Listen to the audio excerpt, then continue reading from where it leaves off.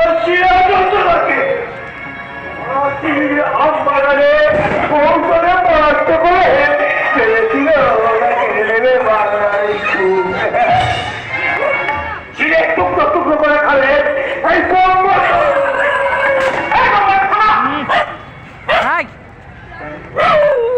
জানি তো এটা হচ্ছে শুয়োরের আড্ডা খানা।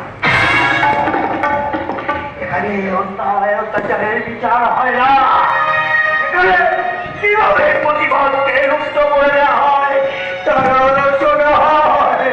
নেতাদের নিয়ে এখানে বসে বিচারে আসো।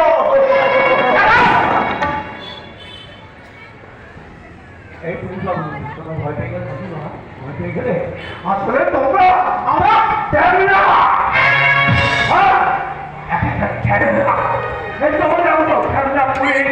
ক্যামেরা নেতা যদি না থাকতো গোলা বারুদ নিয়ে রক্তের হোলি খেলা হতো না, বাংলার কাছে বাতাসে শোনা যেত না কান্না।